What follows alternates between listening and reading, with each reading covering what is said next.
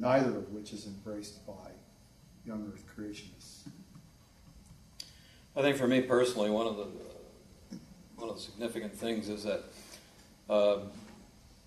being in the sciences and being open to new discoveries and new ideas has enriched my understanding of God, my appreciation for His greatness. I don't become stagnant in the sense that, okay, now I've learned a certain aspect of God's world, and so now I have God pretty well understood and figured out how He operates. But by exposing yourself to new discovery, to discovering that the Earth is a lot older than you might have thought it was, your whole concept of God expands, just as it does for your concept of space. And the astronomers can testify to exactly the same thing. I think you get a much greater appreciation for how incredibly vast and great and imaginative God is. He's an extremely creative creator. It's been my experience. Then on a slightly different twist, if I may, I don't think it's healthy at all for an individual Christian or the Christian church to be content with that which is not true. It just sickens me that the church is so in love with this stuff, or at least segments of it. It's very damaging. Just this past Saturday, one of the things I've started doing in Tucson, which has really been a lot of fun for me, I'm not here at Calvin anymore to teach classes, but you can't eradicate the teaching bug. So at my church, I've started a series of field trips with the blessing of our pastor, who's been very supportive. What a blessing that is, to have a supportive pastor. So I run a number of field trips. Some of them just are birding trips, because I'm an avid birder. But I've been doing geology trips, too. And this past Saturday, I did my first trip of the end of the year, because it's too hot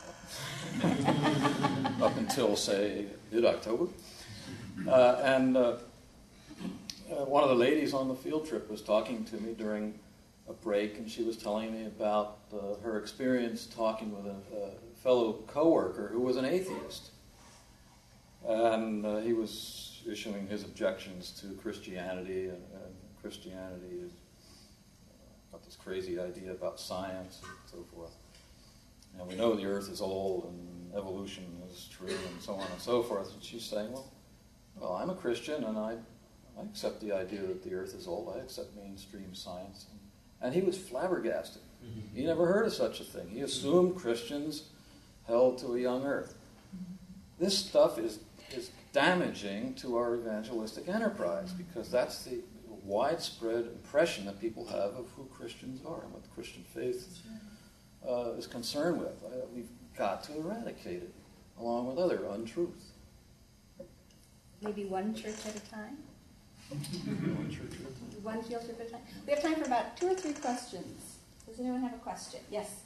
Just on the note that you were just finishing on, was brought to my mind, are you familiar with the book The Heavenly Man by Brother Yoon?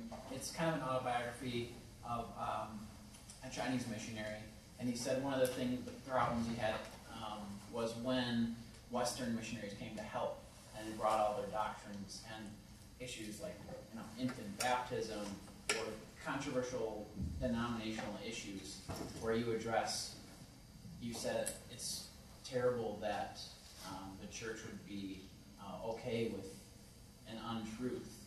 Where do we go? How are we careful, and how do we debate over these issues and still maintain the call to the second commandment, to love thy neighbor and to hold up the widows, the orphans, and the poor? That's a big question. Sorry.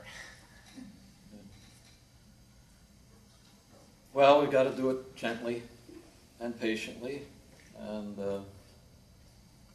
lovingly as much as we can. We have to educate people. It's a slow job, but it's obviously time consuming. 26 years ago, And I'm sure if I come back in another 100 years, the issue will still be around. But we've got to work at it and just be patient in trying to show people the way things are.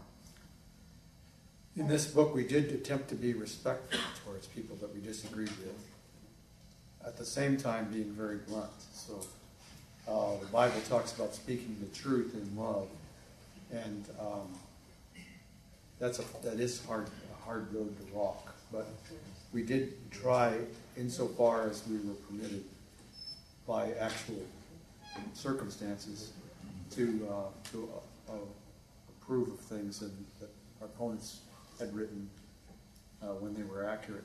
So, yeah. I think it's important to point out that we're members of a group called the Affiliation of Christian Geologists, and we're overwhelmingly old Earth people. But there's maybe 1 or 2 handfuls of young Earth geologists there, some of them with PhDs. They should know better. They're our friends. We know some of them quite well and get along quite well. And they know where we stand, and we know where they stand. We have some really interesting discussions. But when all is said and done, we appreciate them as Christian brothers and sisters. Yes. The point you mentioned just a minute ago about trying to recover the word creationist, it seems to me that's where the dichotomy is. The people you talked about, Ralph, on one end who are young Earth creationists want to sort of reserve that word for them, and you guys would be compromisers or even liberal or whatever.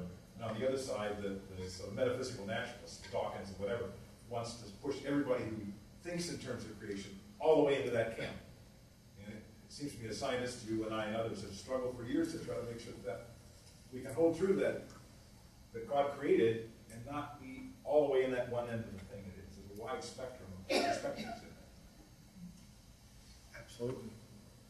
It's a hard struggle. You know, the story about the atheist is right on target, because that's the image that comes from both sides of the debate. On the word creationist, I always grew up thinking creationists were people who weren't traditionists. And creationism has to do, historically, creationism theologically has to do with the origin of the human soul. It had nothing to do with this business. And so I don't particularly like the term creationist, and I don't particularly want to be called a creationist. If people ask me, I'll say, well, I believe in the doctrine of creation, and I believe God created the world, without using that particular word.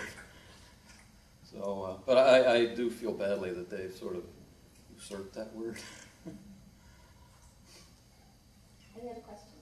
One more. This is the last one. Can you just say a little bit more about this, the challenge of respect or being respectful? In other words, what I hear you saying is you work very carefully to write in a respectful tone.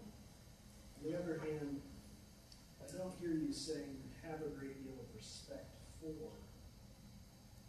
young Earth creationists.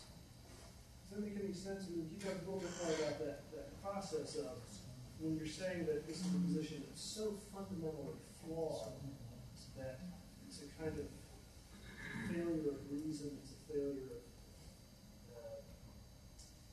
treatment of the Christian tradition of the Bible. And maybe a better way to say it is, if a very hardcore young Earth creationist sat down with you, is there a place that you could start? A sort of a place of mutual respect and conviction, or is the gulf so great that you sort of have to write respectfully of the person on the other side? That makes sense?